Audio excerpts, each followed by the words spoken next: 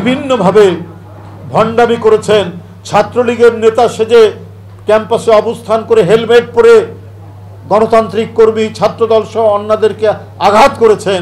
আবার শেখ হাসিনার পতনের পর আসল রূপ নিয়ে যারা ছাত্র শিবির হয়ে গেলেন। কারোর সাথে আমরা সবার সাথে বন্ধুত্ব চাই, কিন্তু আমার দেশকে যে পদানত করতে চায়, আমাদের দেশকে যারা কেউ যদি এটাকে কারো অঙ্গরাজ্য বানাতে চায়, সেইখানে জিয়াউর রহমান এবং তার দল কখনোই আপোষ করেনি। ঠিক। বেগম খালেদা জিয়ার দল, তারেক রহমানের দল তাদের সাথে আপোষ করবে না, এবং জনগণ এই পক্ষেই থাকবে। যারা আপোষহীনভাবে রাজনীতি করেছে আদর্শের জন্য, সত্যের জন্য, তারাই টিকবে। যারা বিভিন্নভাবে ভণ্ডামি করেছেন, ছাত্রলীগের নেতা সেজে ক্যাম্পাসে অবস্থান করে হেলমেট পরে গণতান্ত্রিক কর্মী, ছাত্রদল সহ অন্যদেরকে আঘাত করেছেন, আবার শেখ হাসিনার পতনের পর আসল রূপ নিয়ে যারা ছাত্র শিবির হয়ে গেলেন, এই যে ঘটনা, এই ঘটনা আপনার জনগণের কাছে উন্মোচিত হচ্ছে। বন্ধুরা, অত্যন্ত গোপনে তারা প্রচার চালায় যে বিএনপি করে, কি বলে, চাঁদাবাজি টাঁদাবাজির সাথে যুক্ত।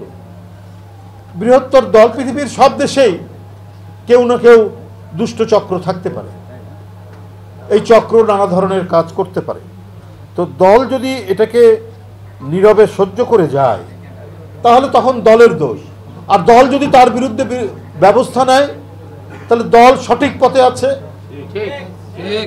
একটা পরিবারেও তো একটা সন্তান বিপদগামী হতে পারে, হতে পারে না?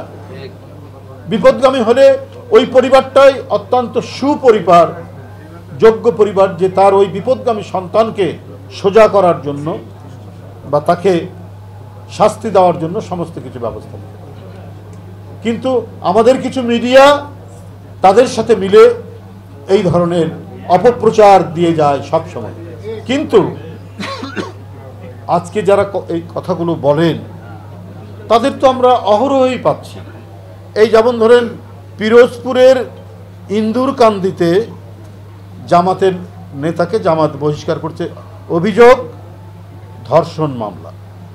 এক মামলা থেকে অব্যাহতি দিতে চাঁদা দাবি, জামাত নেতা বহিষ্কার, এটা প্রতিদিনের বাংলাদেশে উঠেছে। মিরেশ্বরে অবৈধ বালু উত্তোলনের দায়ে জামাতের 2 কর্মী বহিষ্কার।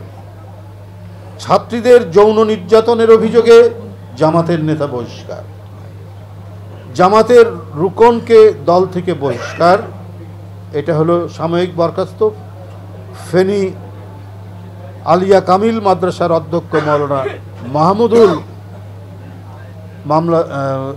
হাসানকে মামলা থেকে অব্যাহতি দেওয়ার আশ্বাসে, তিনি হয়তো ছিল, অন্য কোনো মামলায় জড়িত ছিল, চাঁদা দাবির অভিযোগ করছে। এটা আমি এগুলো সমস্ত পত্রিকায়, মানে প্রধান প্রধান লিডিং পত্রিকায় এইগুলো এসছে, আমি 2-3টা বললাম।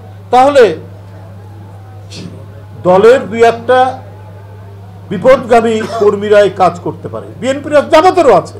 তো সেই কথাটা কেন হাইলাইট হয়নি? ধর্ষণ মামলা থেকে শুরু করে নারীকে নির্যাতন এবং মুক্তিযোদ্ধা, কুমিল্লার 14 গ্রামের মুক্তিযোদ্ধাকে লাথি মেরে তাকে লাঞ্ছিত করেছে এই জামাত কর্মীরা, এই কথাগুলো কেন হাইলাইট হয়নি? পত্রিকা কিছু কিছু পত্রিকা বলবো যে এটাকে অত্যন্ত কৌশলে ঢেকে রেখে বিএনপির উপর চাপিয়ে দেওয়ার চেষ্টা করে, কারণ সরকারের একটা বিরাট অংশ এদেরকে প্যাট্রোনাইজ করছে। 16টা বিশ্ববিদ্যালয়ে জামাতের ভাইস চ্যান্সেলর হয় কি করে, এবং তার ফলাফল আমরা দেখতে পাচ্ছি এই নির্বাচনের মধ্যে। 16টা সরকারি বিশ্ববিদ্যালয়ে জামাতের ভাইস চ্যান্সেলর কি করে হতে পারে?